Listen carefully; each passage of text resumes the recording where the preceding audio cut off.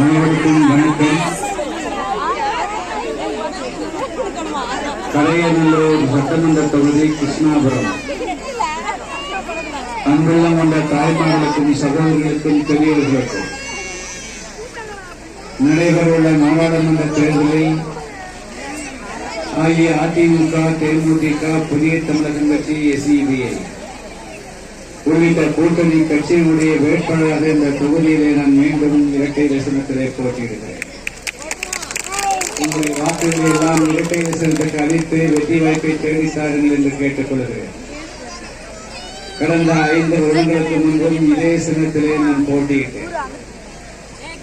நம்முடைய தாய்மார்கள், பெரியோர்கள், இளைஞரின் நண்பர்கள், நம்முடைய கடையநல்லூர், கிருஷ்ணாபுரம் சுற்றி இருக்கக்கூடிய அனைத்து சமுதாய பெருமக்கள் இதே போன்று மிக பிரம்மாண்டமான வரவேற்பு கொடுத்தீர்கள். நீங்கள் ஆதரவளித்தீர்கள். நான் ஒரு வாக்குச்சாவடிக்கு 50 வாக்குகள் மட்டுமே குறைவாக பெற்ற காரணத்தினாலே வெற்றி வாய்ப்பை இழந்தேன். இருந்தாலும் நம்முடைய மக்களை எல்லாம் மீண்டும் சந்திக்க வேண்டும். இந்த முறை நம்முடைய மக்கள் 100க்கு 100 வாக்களித்து வெற்றி வாய்ப்பை தேடித் தருவார்கள், தெரிவீர்கள் என்ற நம்பிக்கையோடு வெற்றி வாய்ப்பை இழந்தாலும் நான் மீண்டும் உங்களை எல்லாம் சந்தித்துக் கொண்டிருக்கிறேன். ஆனால் வெற்றி பெற்று சென்ற ஒருவர் நாடாளுமன்ற உறுப்பினர் ஆனார். ஆனால் அவரை யாராவது இந்த பகுதி மக்கள் எதற்காவது பார்க்க முடிஞ்சதா? எம்பியை பார்க்க முடிஞ்சதா?